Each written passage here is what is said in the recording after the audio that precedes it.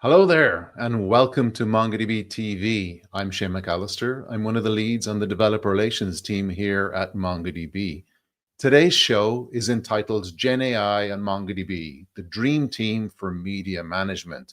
And I have a great guest lined up to explain our way through all that. So today, we're diving into the cutting edge world of personalized content experiences and advanced search functionality using MongoDB's powerful vector search along with LangChain integration. So imagine easily being able to build full text and semantic search, crafting rich content annotations, and unlocking fresh ways to monetize content, all in one seamless toolkit. Well, imagine no more, because today I'm thrilled to have Benjamin Lorenz, MongoDB's head of telco, media, and content, here with me to guide us through all of that. So without further ado, Benjamin, you're very welcome to MongoDB TV. Hello, thank you for having me. No, it's great to have you on board. How are you? How are you keeping? I know you're traveling at the moment. You're joining us from a hotel room, so I do appreciate that. Where in the world are you, Benjamin? I'm at the moment in lovely Bratislava in Eastern Europe, being with a customer, being with some teammates, and doing the job of evangelizing on MongoDB and actually mapping use cases that we see fit for telco and media to the customer's needs, and discussing how we can do great things together. Excellent. Well, look, it's really great to have you. I do appreciate you kind of joining us when you're not at home or not set up. Home is Frankfurt for you, usually, correct? And indeed, home is Frankfurt in Germany. That's where I live with my family. Excellent, excellent. Well, look, before we get into the details of today's show, I'd love to know, and I'd always ask most guests, kind of tell us a little bit about your path to date, your career to date, how you got here to MongoDB. What led you to this point, please, Benjamin? Sure. So, in fact, over the whole time of my career, I was really engaged in looking at the computer side of things, how I can automate problems that I see in the world. It started in the 80s with the Atari ST computer of my mom. We're going back now. Yeah, brilliant. And I would write applications in basic programming language, some simulations of asteroids and stuff. And I was really amazed from how you get things done and how you can automate things. And this really went on with studies of computer science later on. And then throughout my work career, then working most of the time in sales positions, in pre-sales positions, to be more precise. So really being at the junction point between tech and business. And really talking with business people about tech problems. That's what I really love and think can do pretty well to actually map the problems to how that can be solved with tech. And this brought me to MongoDB back in 2016, so already 9 years. Okay, wow. Where I was actually amazed by the product before it was used by the other company I worked before MongoDB. Called Kapow, which was doing RPA, robotic process automation.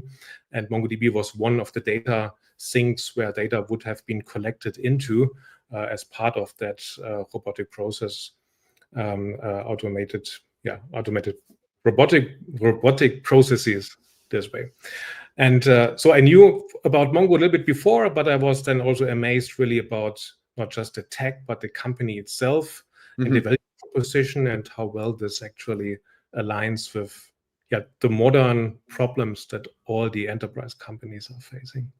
Okay, so you joined MongoDB essentially pre-Atlas, right? So it was back in the early days before we went in the cloud with our Atlas product, right?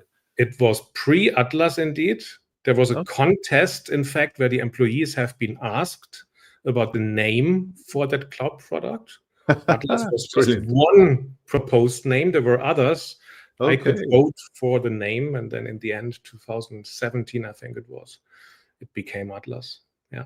Excellent. I never heard a list of the ones that didn't win. I'd love to see what those names were as well too. But obviously Atlas stuck, and since 2017, as you say, we've had Atlas.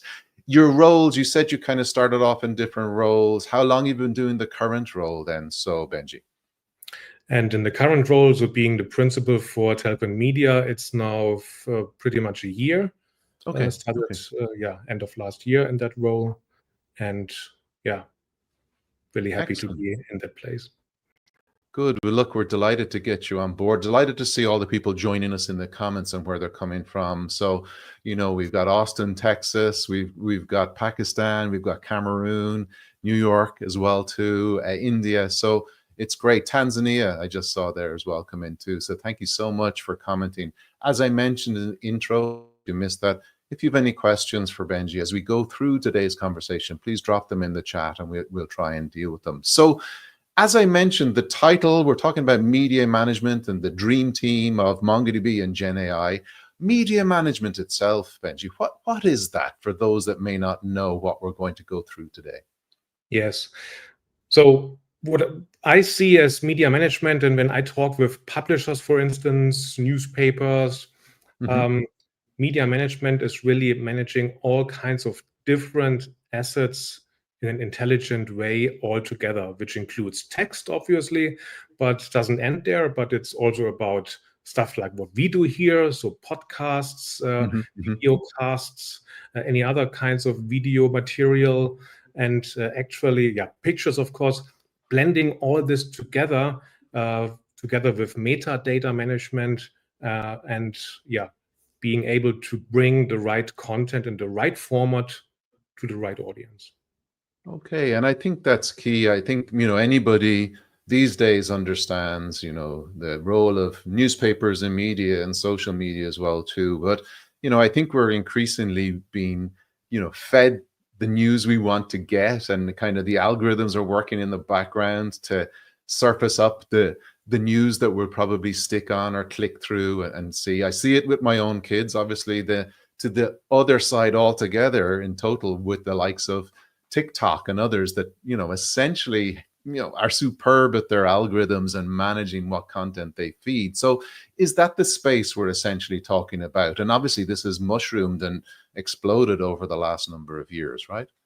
100%. And I mean, you're stealing my thunder. I wanted to talk about my kids, in fact, where there is the story exactly the same, that they would look at me watching regular newspapers that are printed, and they ask me, okay, Dad, what are you doing?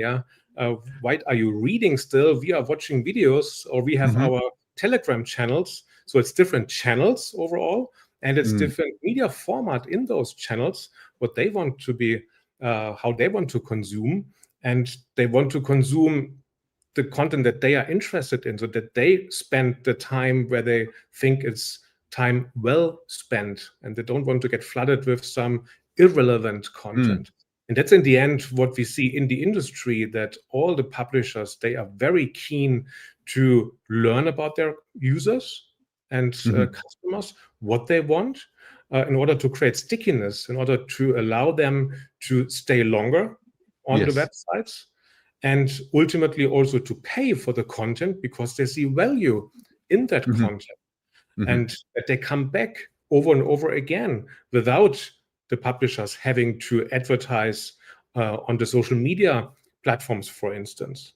Right. So when you look at how it was before, there were referrals, lots of referrals that come from, let's say, Facebook or Twitter, where you would interact, and then there is advertisement also to news articles where users can click on and then land on the news site, which is great. So they get traffic from those social sites. But this has completely changed in the last 12 to 18 months, where the social networks, they would more focus on their own content, user-generated content within the networks. They want to keep the users on their end.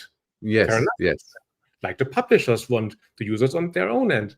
And so really to create the stickiness, this is what we should talk about in the next minutes, how to generate. And I hopefully, I no doubt we're going to get into it. I from my perspective, if you understand a little bit about this world and that stickiness that you say, it's all data driven, right? So as we do things on these sites and in these applications, the stream that's being captured from my interaction, or more so my kids' interactions on these sites, that's been mined for that behavioral information, that data-driven behavioral information that allows them to do that exact stickiness that you're talking about. Yeah, 100%. And so in the end, it's really to learn what the users are doing, and then having the technology also to actually match the content that is available, that is also kind of fresh. Yeah, so there's a time component to this as well, to match the right content to the users. So you need to actually manage both the user profiles and the content, and then bring it together. Yeah, and where, like, obviously, this is your key area, Benji. This is where you're working, and you're helping companies build in this space too. But there's a lot of pushback in this area as well too, and understanding that, just as you're hitting maybe the time you usually spend on an app, for example, or maybe a social media app, you're usually going to spend 5-6 minutes and then you're going to go. But maybe I serve you up a really interesting, juicy piece of content at that point in time that you usually leave, to keep you on a little longer. I'm trying to educate my children about this, but they just see it as entertainment. They're full entertainment. And who am I to say any different? I know when I was their age, I watched a lot of TV, right? So, it's just a different form of consumption, okay? 100%, yeah. And it's not just stopping with getting the right content suggested, but it's also going further into search, an area where also we have a lot of super interesting projects with our customers, that ultimately, when you start your journey on a website and on a news site, and you look for something very specific, you want to find what you look for with the first search. Otherwise, if you don't find it, the competition is one click away. So I go to another tab in my browser and I load some other newspaper, or I go to Google and look there. So the first hit, the first search result needs to be as relevant as possible. And that's the other side of the puzzle, that this is what publishers need to achieve with technology and the right content and user tracking in between. So it's a space and an area that I would say has been ultimately changed dramatically over the last number of years. And ultimately then is, yes, content is the core to attract the users, but the data is really what the publishers and advertisers and the businesses are interested in. Would that be fair to say? That's fair to say, 100%, yeah. Okay. So I think if we look at a little bit of kind of where we, bringing ourselves right up to date, Benji, where has AI, and in particular generative AI, come into this space now? How has that changed the landscape? Yeah, there's a big movement at the moment, lots of conversations, lots of experimenting with that new technology on the publisher side, where they all look at, okay, how can vectors help us to do two things? One is what we just talked about, to better personalize. But the other thing also, how to automate backend processes, how to streamline the way how publishers come from invention of an article to the final publishing with less manual effort. And when we look at it, to start with, okay, what actually is a vector, in this GenAI context? Then just in one sentence explained, the vector allows you to represent a media asset with a number of dimensions, typically 1,000 or 2,000 different dimensions that will describe this media asset. And the interesting thing is that this works for all the different flavors of media, so for text, as well as for images, videos, podcasts, and everything else.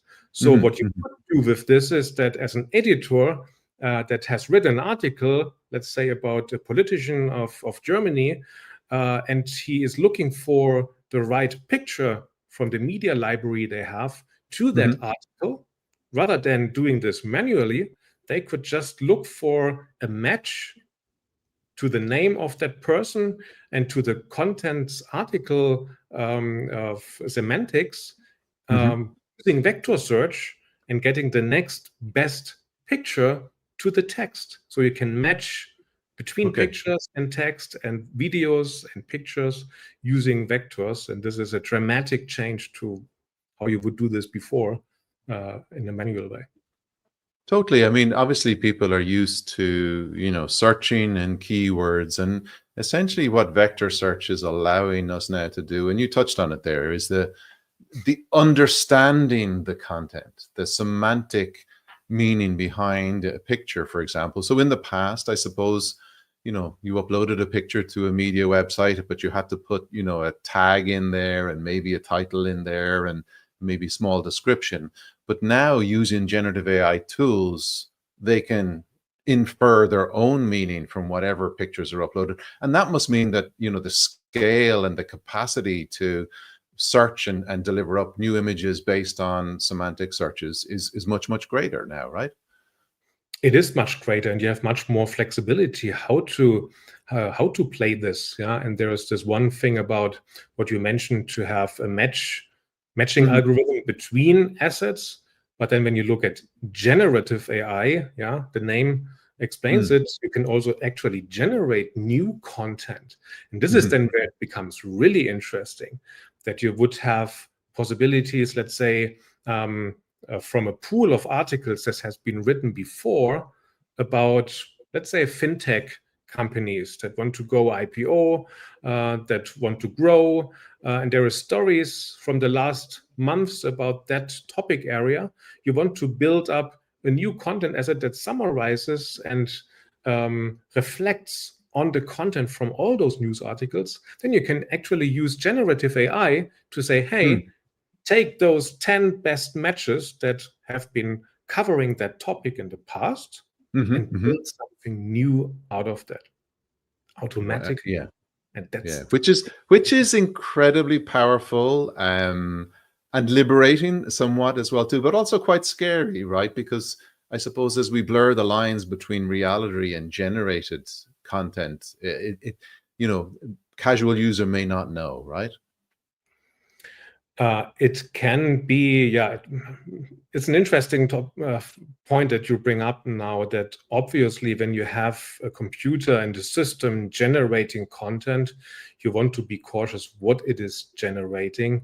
And if there is some, let's say, IP breaches that might be in the beast that has been generated, or anything else that is not according to the rules how the publisher wants to publish content.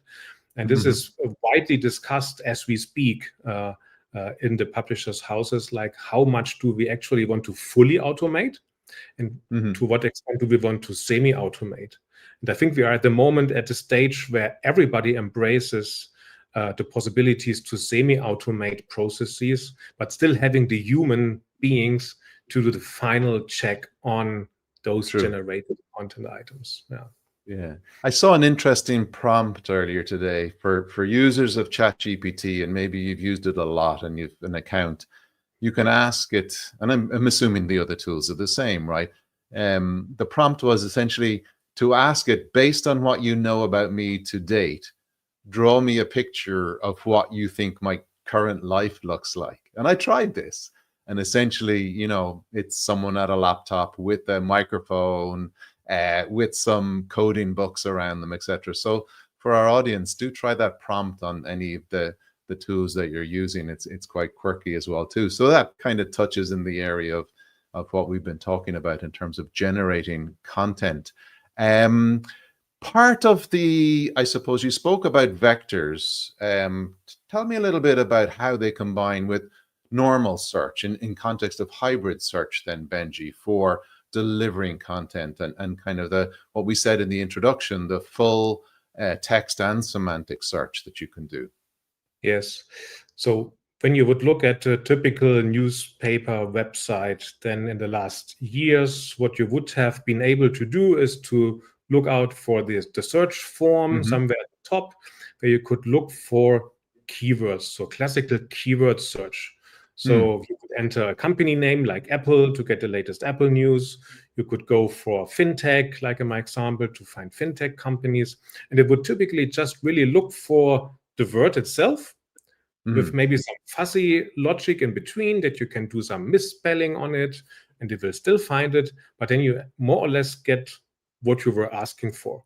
So there's no semantic analysis on what is fintech. It's really just about the words and the characters that make up the word fintech that are used for the search, which can then also lead to, if there is ambiguous words, to completely wrong results, right? If there are several meanings to the same word. And with semantic search, which is ultimately what you can do with vector search, this has changed completely, because with semantic search, the system suddenly knows what you mean, what the meaning is behind the word that you are entering. And it just doesn't need to be one word. It can be a phrase. It can be even a full sentence that you are searching for, which is a little bit counterintuitive. You would think, okay, why would I want to do it? But the more you enter in the search form, the more the system understands the semantic behind what you are looking for. And then it can give you very precise answers, and also answers that normally you would not get. Then what the search experts would call, we would talk about as recall. Yeah, you have precision and recall. That's the two metrics, how you can measure the quality of a search. And with vector search, you can enhance the recall. You get more results that matter. But with precision, on the other hand, and adding up precision with full text search, on the other hand, when you go hybrid, allows you to keep the precision also high, which means that you don't get garbage. You don't get completely wrong results that you would not want to get. This is what you get from full text search. And with semantic search, you get the recall side. It's funny how we've kind of come full circle for, search engines have taught us over the last 20 odd years to, put in one or two keywords and hit return and try and get your results. And I was only chatting, my mother's elderly and she's still incredibly polite when she tries to do a search, it's a full sentence, but we've become full circle almost again now. Because as you said, Benji, when we put more information into that search window, now with essentially the combination of full text and semantic search in this hybrid search world, we're getting better results. Is the full text piece a pre-filter for the semantic search as well sometimes in these cases? There's various ways how you would want to implement it. The standard way is that you actually do concurrently two searches. So there's one vector search done and one full text search, and then you are merging the results together. There are several algorithms how you can merge them together.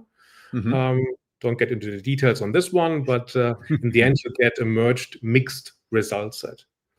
And then what you also want to do on top of this, to make it also a good search for a news website, which is about news articles, not old articles, is to have some level of time decay. So an algorithm that would rank those articles that are more fresh higher than the ones that are older. And this is actually the triple that makes up the good search. You want to have the results from vector search, you want to have the results from the full text search, and you want to have a reordering using time decay to give more a higher rank to the more fresh articles. And this gives you typically pretty good search results. Okay, that makes sense, because I was going to dive into the area of, with all of this data, with all of this ability to search both in the traditional way and in the semantic way, surely what we're getting back is a ton more information than we used to be. And how do we prioritize that? But you've kind of answered that question for me. There's ways to rank this again, still with everything that has been returned in this search, right? Yeah, and then to bring this even to one level further, when we combine what I just said with personalization, you could even have a fourth dimension, which is the user's preferences. So if you search for something specific that would yield maybe 50 good results, but I know from explicit personalization of that user that is asking for the search that actually only 20 of them are what interests him or her. You can rank them even higher, and this makes it even more relevant to the users. And they would think, wow, the system, the newspaper knows me. How are they doing this? Yeah, I'm searching for something, and I get what I want. Yeah. Mm-hmm. First hit, and that's really what then amazes you at first hand, and then you realize, yeah, I want to come back because I know I'm not wasting time. If I'm going to that news site, I will get what I need. Yeah, and then to go back to what we were discussing at the beginning, that's the stickiness, that's the increased time spent on the site, increased consumption, and obviously, hopefully, some payment transaction at some point, perhaps as well too, if we find it useful and helpful, right? 100%. And even there's companies that would leverage also enhanced user tracking and learning from the users to have monetization models that are not just fixed models, like I pay $10 per month to get access, but I have an open amount that I can choose what I'm willing to pay, which again sounds a little bit counterintuitive, like, okay, how can they make money? But what it turns out is that those publishers that go down that route, they earn even more money, because some customers, they would say, okay, it gives me so much value, it's worth for me maybe $15, so I'm paying $15. And there's some others that say, okay, I think they do great work, I don't have that much money, I still want to give $2 or $3. You only have the choice to give 10 or nothing. Well, they would give nothing, but if you allow them to give $2 or $3, they do it. That's then again another area where you can personalize and where you can learn from the users, not just about interest in content, but also appetite to pay for the content. Okay, yeah, that's an interesting angle then as well too. And I'm seeing questions come in, and Jason, thank you for the questions. We'll probably try and get to the bigger ones towards the end as well too, because I'm enjoying diving deeper in with Benji here. Tell me a little bit, like back in the day when we were all just on a browser, we were, for publishers and content providers back then, just an anonymous IP address perhaps. Now with social, we're logged in. Now with websites, we're registered. But more importantly, with mobile now, they know our habits. They know where we are. They know a lot more information about us. So how do publishers, maybe in this instance, or content providers in this instance, Benji, build that kind of multi-channel experience? How are they managing to do that? And what issues do they have to solve in that space then too? Yeah. In the end, what is important that they manage to have the users register on the website, that you have a persistent profile in the system that you can reuse for all the different channels. In the app, you would have the same metadata attached to your profile, like when you go into the web application or on Apple TV or whatever it is. But to get there, it's super important that you start with the personalization and the tracking already earlier. So when the user is still anonymous, and with modern techniques on the web, with cookies or with JavaScript and some other means, you can obviously within a browser session track, okay, what have the users been looking at? What can I derive from that? And I talk with publishers that would say, okay, our task is with 5 clicks to find out where the person lives, how old the person is, what gender the person has, and what main interests they have. And funny enough, they find out most of that with just 5 clicks. Wow. Okay. And if you think about it, it's not just about what they click, but you could track, for instance, how fast they click. Yeah, young people, they, like my sons, click, click, click, click, click. They go like, I think, hey guys, slow down, please. Yeah. A little bit older people would tend to be a little bit slower. One metric. But so on that level, on this metadata level, you can derive so much from tracking that actually this allows you to learn. And then once the users would register, you can already pre-fill the profile.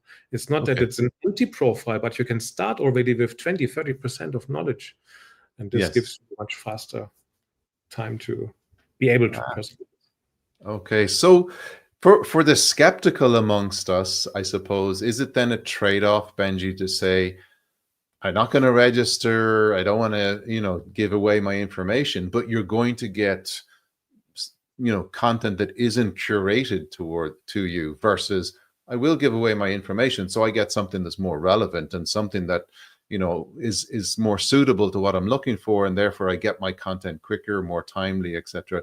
Where do you sit on the fence of that in terms of, and by all means, for the day job, it's probably more towards the more information we have, the better. But you obviously see that the articles and the skeptical people, particularly, it's funny to see the media write about this when they do exactly this. Where do you sit on that side of things between sharing, oversharing, or sharing just the right amount so that it is something that's curated towards you, but not giving away too much information? Yeah, I'm thinking about exactly this more and more the older I get. And I realize that the older I get, the more I'm also hesitant to give away data. Or maybe because of my job, I realize how much I give away without. I think it's probably the second thing. I think you're in Yeah. this space, so you have far too much information at your fingertips as to So what I goes know on what the these hood. guys can do. So I'm a little bit hesitant. On the other hand, you need to give consent in different areas of the world. Like in Europe, you have to click a button to say, yes, I'm allowing you to track me. Or to set a cookie. Otherwise, they cannot do it. So you have some kind of control, also already from a legal perspective. On the other hand, if I see value in it, that's really how I decide on things. If I have trust in the other party, because I have learned that they are not misusing the data. Okay. And on the other hand, that I get benefit out of it to give some of my interests to them, then I'm more than happy to give it away. And there is a couple of publishers and also a couple of other systems on the web where I have given consent, but there is definitely quite a couple where I would say, no, you guys don't get the data. And that's also in the end something that publishers need to be super conscious about, that they need to be as transparent as possible, especially now with AI and GenAI, where so much magic is going on behind the scenes, that this can be worrying for a couple of people that you actually don't want to worry. So you need to be super conscious. I think you hit the nail on the head there. It's that balance between value and trust in terms of what sort of information you give away, and that makes a ton of sense. I know we've got a couple of demos that we're going to go into now as well. Benji, was there anything we wanted to chat a little bit more about before we start the screen share and open up those demos, or have we covered most of the ground rules with regard to what we're going to see in your demos that you have prepared for us today? I think we have gone pretty well through the agenda so far. So I think we are ready to get to the next. For folks, and again, it's great to see the chats come in. I'm going to have a look at them shortly now too, and we'll try to answer some of them live on air too. Anyone else? This is usually the part of the live stream that we get the most questions when we start to do a bit more show and tell.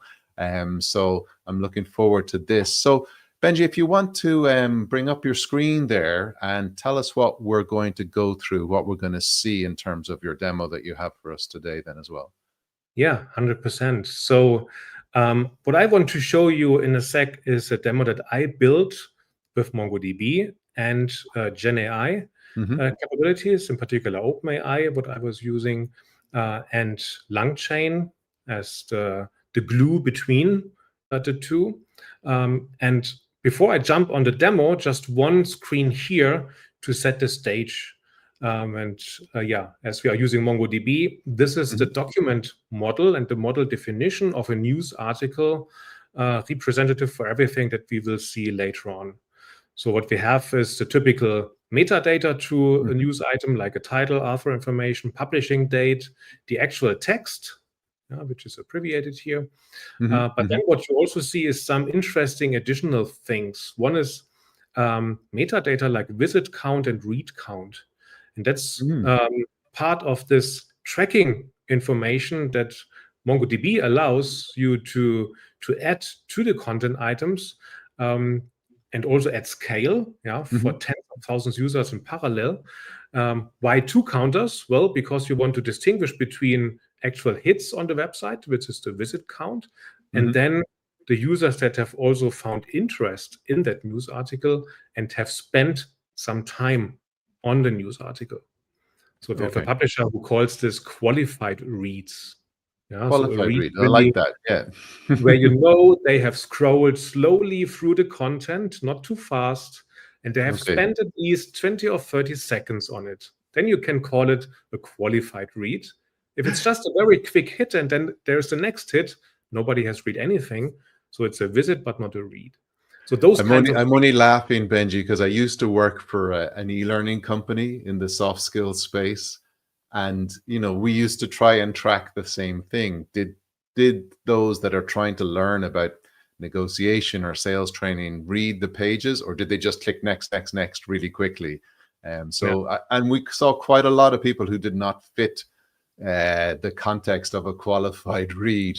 They were just trying to get through the course as quick as possible. Yeah, indeed. Because it was mandated for them to do. So this was the thing. They had to go through it, right, as quickly as possible. So it's interesting. I like that, the qualified read. Yeah.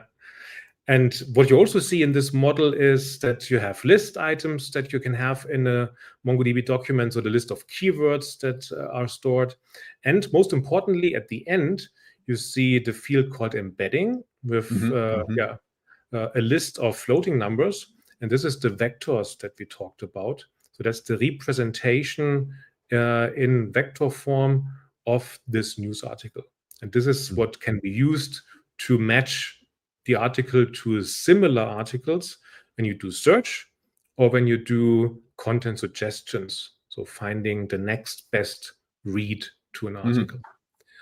And for those that want to dive, because we don't have time obviously today, but we've done a lot of live streams about vector search and this, not necessarily the structure of vectors, but how it works and how the algorithms work for doing those searches. So as I said at the beginning, do look in some of the past episodes. We do go into more detail in that. Vectors, as far as I'm concerned, it's like living in the matrix, right? It's just a thousands upon thousands of numbers that floating around. But the nice part, and here comes the plug, I suppose, is that with MongoDB Atlas, your vectors are stored alongside your data, like you showed in that small example there. So historically, or certainly in the past, it used to be, you would use a specialized vector store. So you would have your data somewhere and your vectors for that data somewhere else. And then you'd have this round trip and the latency and also keeping that all up to date as well, too. So since we launched Atlas Vector Search back in June of last year, 2023, it's been a great bonus and allows us obviously to have these great conversations about generative AI now. Indeed. So let's, with that, jump into the live demo, what we have here. So that's what I built, ist.media, and this is reflecting a typical news website, right? So you have a start page or the home page. I'm starting here unpersonalized. So it's a timeline of news articles of today, 19th of November, about any topics that came up in RSS feeds. And what we can do now is to jump on the first exercise to leverage here hybrid search. You see the search form on the top, and we can go ahead with something. I just can't talk and type. This just doesn't work. So, no problem. It's hard. It's hard sometimes to do both, especially as I know you're joining from the hotel room with a single screen, etc., as opposed to multiple you're probably more used to. Yeah, a little bit tricky, but I hope I can manage it. So we, entering FinTech IPO, and let's see what we get back as a result. And here we go already. And I see, okay, interesting. There is some information about Klarna planning an IPO, another article about Klarna, but there's also other articles here that are about another FinTech, and here about something which is high tech but not FinTech. Okay, interesting. But what stands out here is, first and foremost, I have been looking for FinTech IPO. I have not been looking for Klarna, right? So this is already where the semantic search kicks in, that the AI knows and understands that Klarna is a FinTech. And so that this should be matching. And that's something that you can see here also in the metadata that I'm attaching to the results. How this fits, that there is a pretty high vector score, so the semantic score. But in addition, there is a full text score that comes from the full text search. And third number is, you see the time decay, which is here for a pretty new article from today, almost 1. So I'm multiplying with more or less this 1. So keeping the rank. But if you go a little bit down to an article like this one, which is from 9th of November, and you would see it's lower ranked already because there is a time decay that is also a little bit, putting this article down in the list. So that's already the power of semantic search, finding content that is relevant. So let's now dive into one of these articles. Let's click on this one. And so what we get is then the body of the article, and attached to that body, we see that there is this list of related posts, another area that all the publishers are super keen to do a good job in. Keep you in there, the stickiness, as we talked about earlier, to keep you on that site instead of going somewhere else.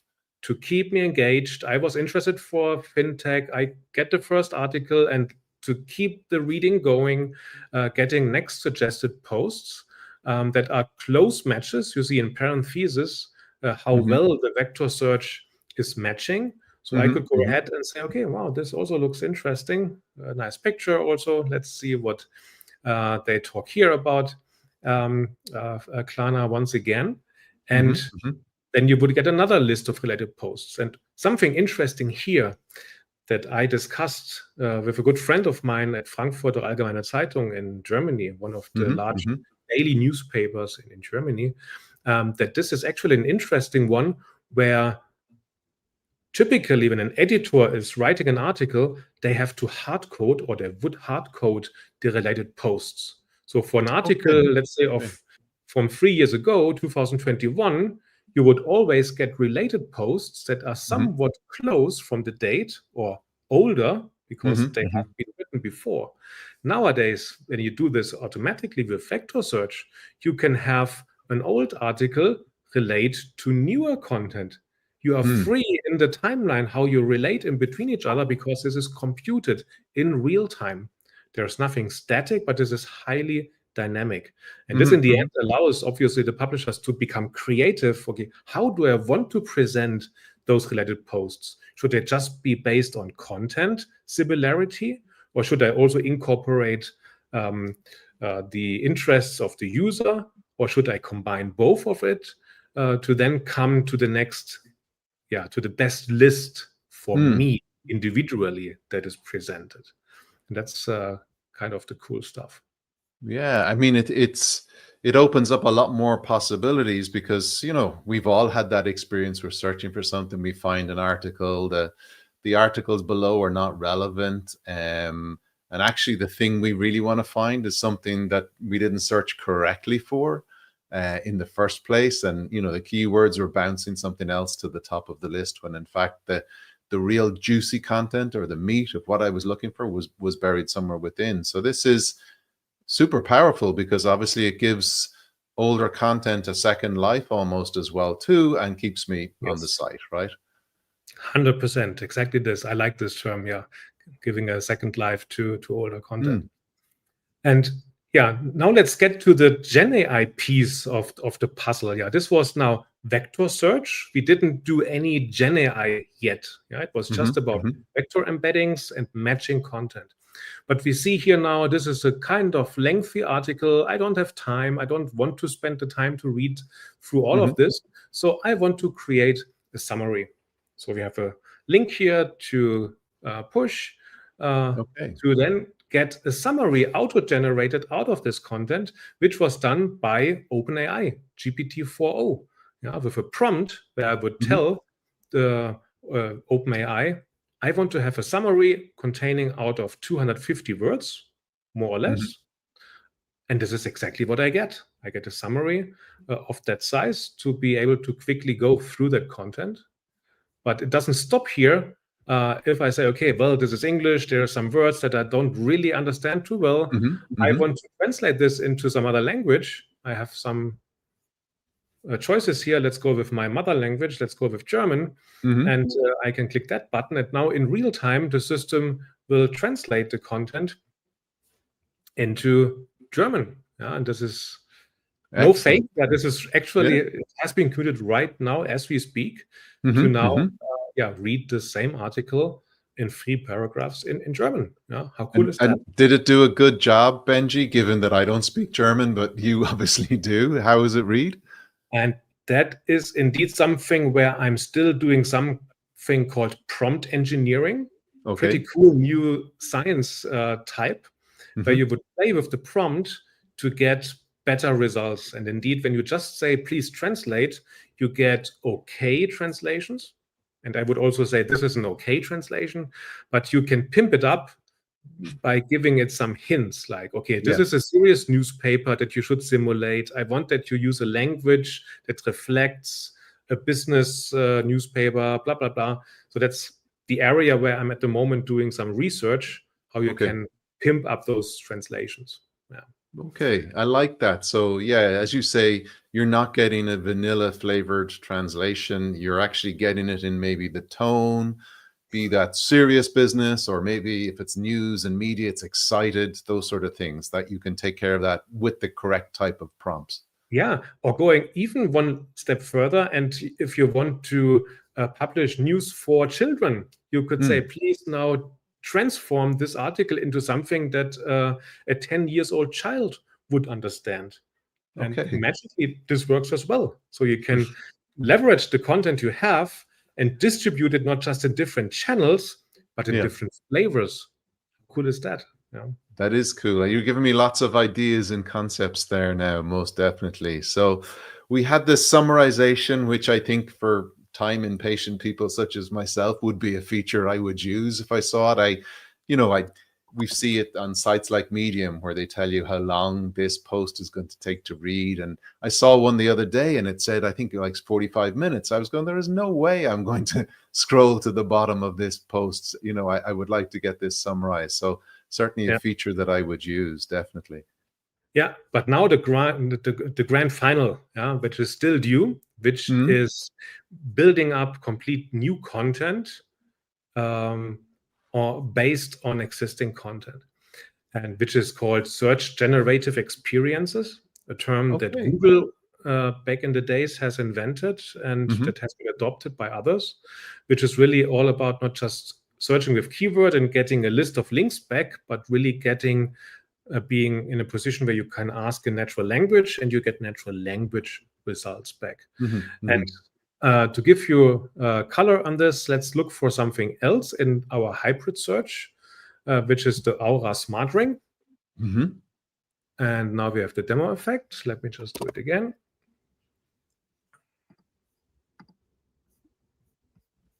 That's not fair.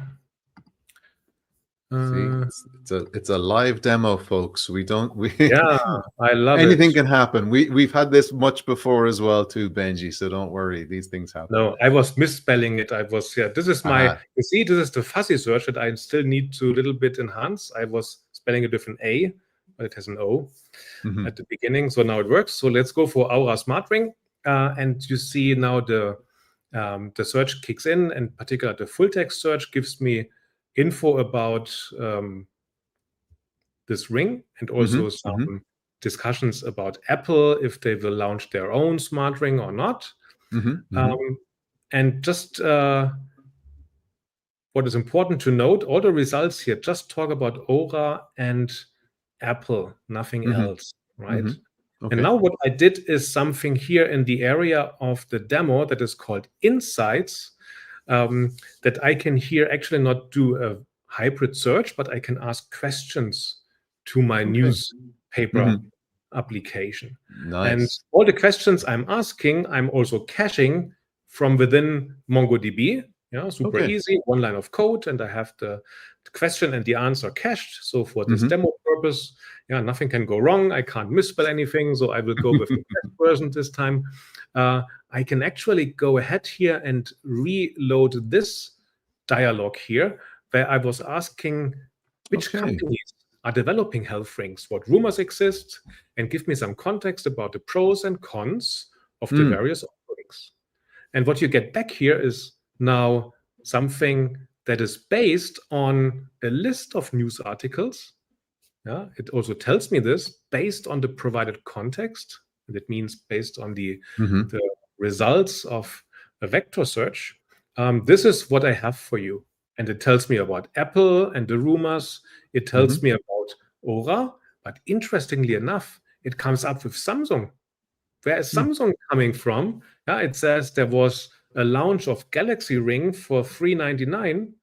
And I was also curious, like, how the hell does now OpenAI know about Samsung?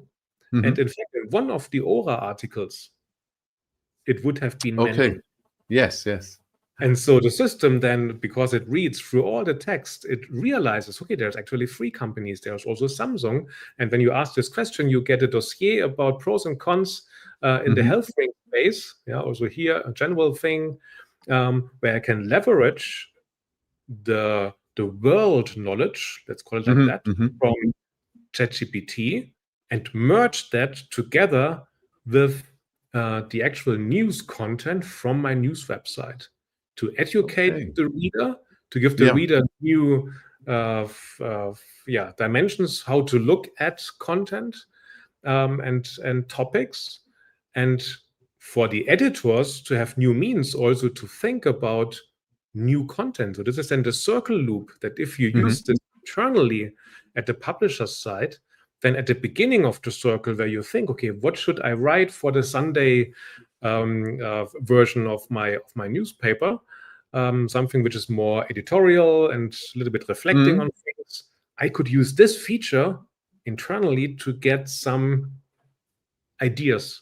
Yeah. Okay. So almost like a research assistant inside for you to prompt. And I suppose, look, if we're going, as you said, full circle on this, we would have the knowledge of, what are the most visited articles, what are the most, ones with the most read time, what are those subjects, and then we could generate more, retentive, engaging content based on the knowledge that we have. So this is a kind of a self-fulfilling prophecy maybe for media companies. Kind of, I have the media, I have the insights, I have the data, I have the intelligence, and I can take all of that to create new content with as well too. Would that be correct, Benji?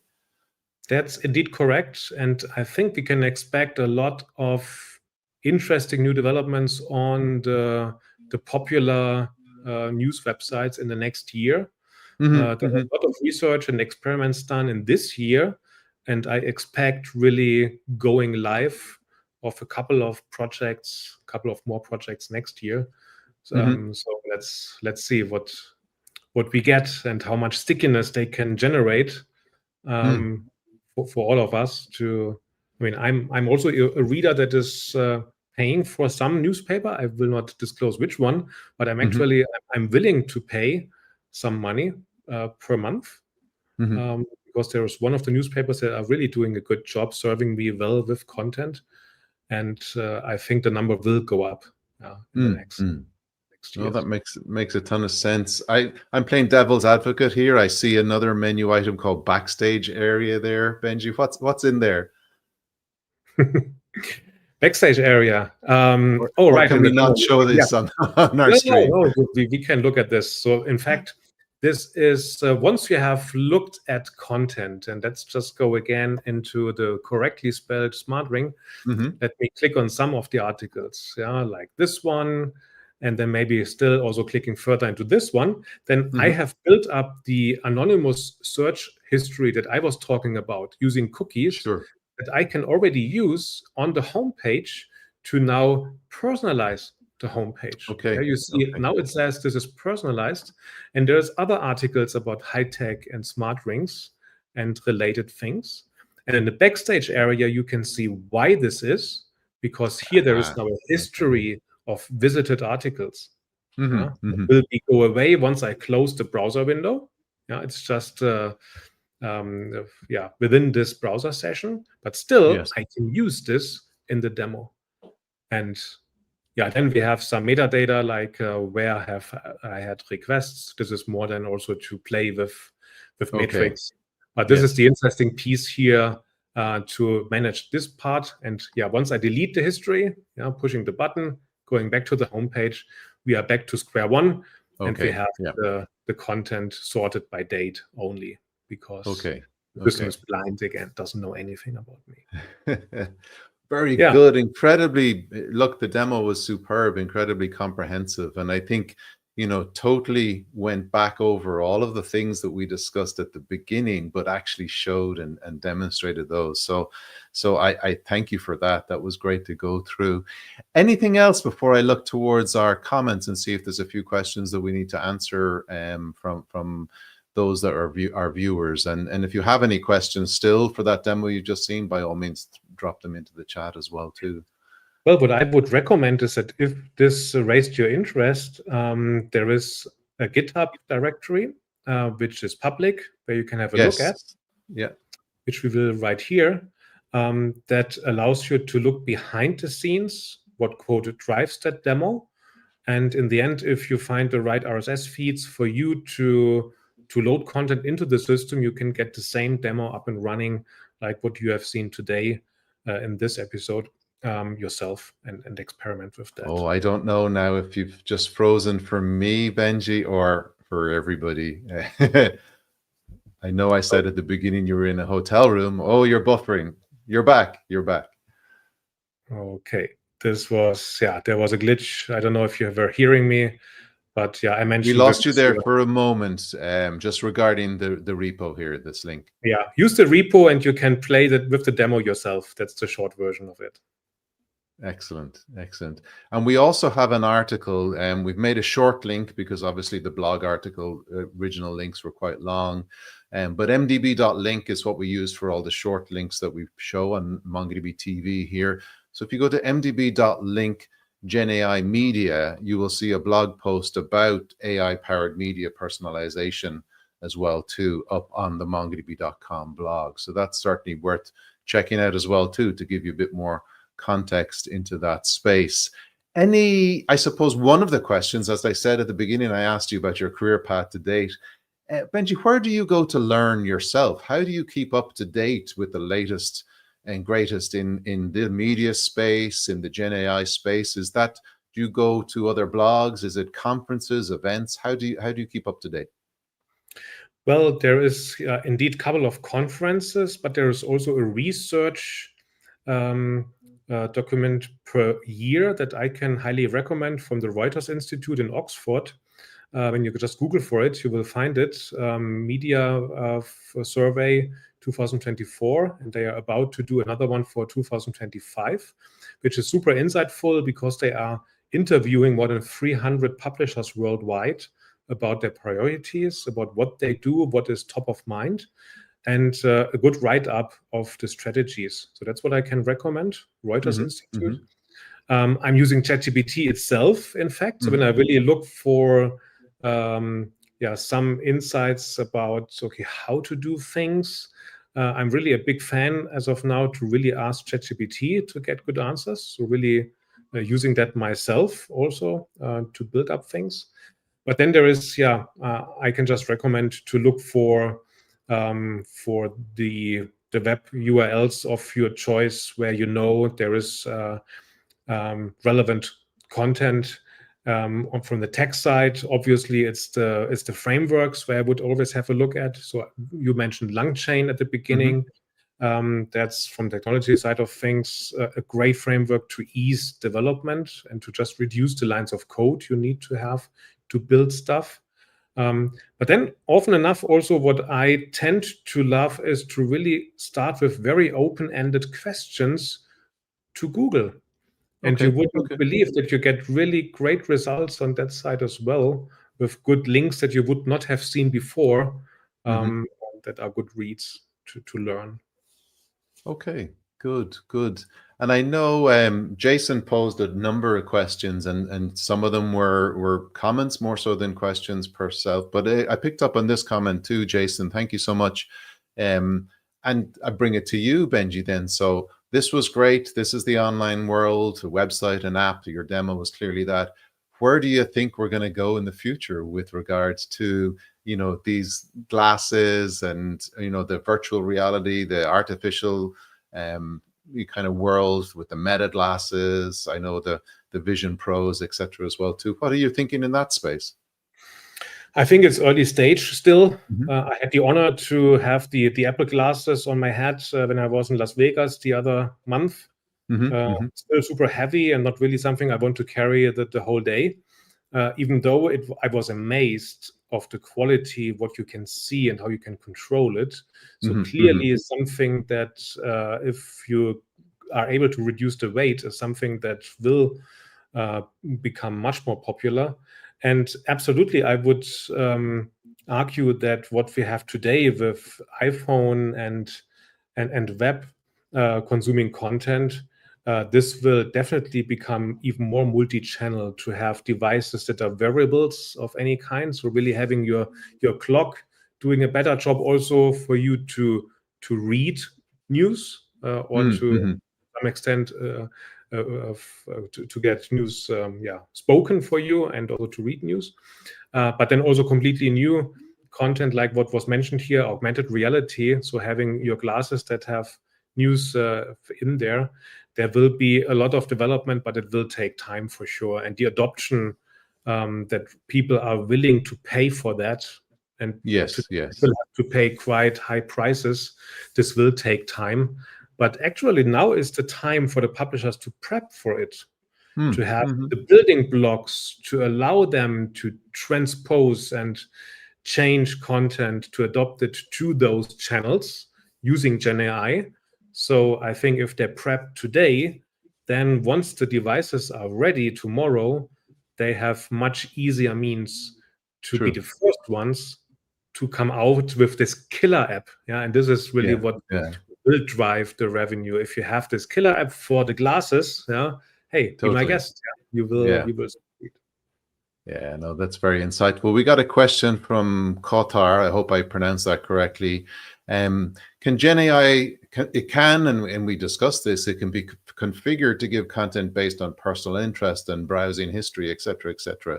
But the question here is, could it also push some new content that could be of interest going forward to keep them from getting bored? So I suppose not so heavily curated news feeds kind of also, and you might like this, I suppose, is probably this question, Benji. Yes, I love this question because this goes into discussing content suggestions versus content personalization. And in fact, this is a fine line where you want to be cautious, like in my demo, that if you look for the smart ring, you don't want to get bored to death, only getting smart ring news and being in a bubble, where you can't escape out of. So in fact, also that's, I could argue still a weakness of my demo also, that you want to have this escape button, that you want to have this mix of getting new content where the publisher would say, okay, this is an area where I want to drive the reader to, because this could be another area of interest. And to the question, can you do this? Absolutely, you can, because in this side column where I had the free items, the free slots, to fill with content, of course, I'm free to use maybe one or two for content-based suggestion using vector search, and the third one to be free using some other algorithm based on personalization items that I have tracked about the user to show something completely different. And the way how you want to mix this up is, I think, also something that will drive interest in the website, in the consumption of the website, because it makes the website more interesting, like exactly the point, not being bored. So it's a great question indeed. And it's probably one of the reasons, and actually it only happens at weekends, that I buy a newspaper at the weekend, like a proper printed physical newspaper, because I happen upon articles I wouldn't normally maybe have read or seen in my feed.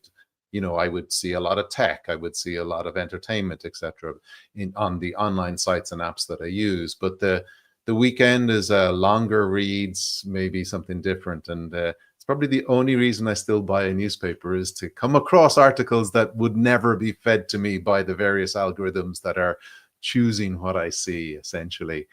So that was a great question. One more here from Rami was just a little bit more about the user tracking. So in the demo there, you showed that when you had the history on, it knew the articles that you had been searching for, etc. as well too.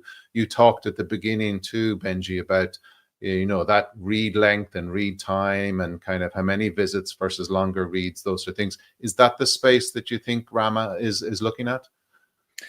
I think this is it. And what you want to do is to distinguish between rule-based personalization and then, I hope can still hear me. Yes, perfect. Yeah, rule-based systems and GenAI and vector search-based personalization. And when you do user tracking, you are actually collecting metrics that allow you to have more or less easy rules that you can build on those metric items that you have collected to decide what content to display. And this would have nothing to do then with vector search or with GenAI, but it's really a classical rule-based thing. But then you can also combine this together and say, okay, I will now use vector search, but I will filter by some rules that I have derived that I can apply based on the tracking data that I have for that user. And MongoDB allows to track almost everything at the same time because of the high scalability of the system. So really, creativity is just a limit. Typically, it's not the technology. Perfect. And Rama made an earlier comment that he likes the tracking feature and the telemetry is super important. And indeed, it's once you see, as you showed a little bit in the backstage area or under the hood a little bit more, you realize how important it is as well to serve up that personalized experience, both for you getting value, as you mentioned earlier, Benji, and also the companies retaining your attention so that hopefully somewhere meeting in the middle, there's a monetization event that allows this all to continue to keep happening, right? 100%. Yes. Excellent. Any final words then, so as we wrap up? This has been a superb demo. I've really enjoyed the conversation that we have. Any final words from yourself, Benji, before we wrap up for today? Well, I just want to thank you for the opportunity also that I could talk with you about this highly interesting topic today. I could show what is possible with MongoDB and GenAI together if you combine those two technologies. And I would love to see also contact through, for instance, LinkedIn, for those people that have dialed through LinkedIn. Just connect with me and give me ideas and insights what you would love to see or where you see also still the problematic areas. When we talk about IP and rights management and those areas, to just openly discuss those topics, because I'm, to your point from earlier, I want to learn, and obviously conversation with great people over the network, that's another big area that I didn't mention yet, how I can learn myself. So that's would be my final words.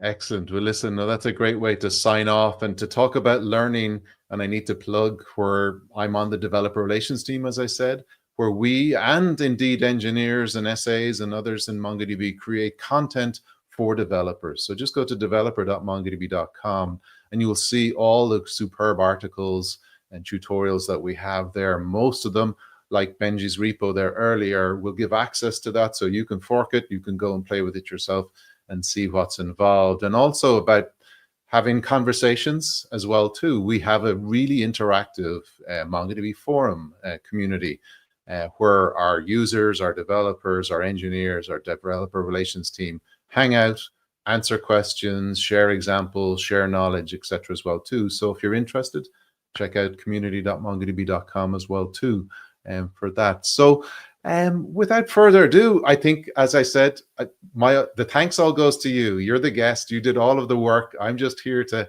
ask the questions and corral the comments. So Benji, it's been an absolute pleasure to have you. I've said this before to many guests, that the reward for good work is more work. So I will get you back at some point in the future again for another session just like this when you come up with a new demo in whatever space that might be. But for now, thank you so much, Benji. It's been very enlightening.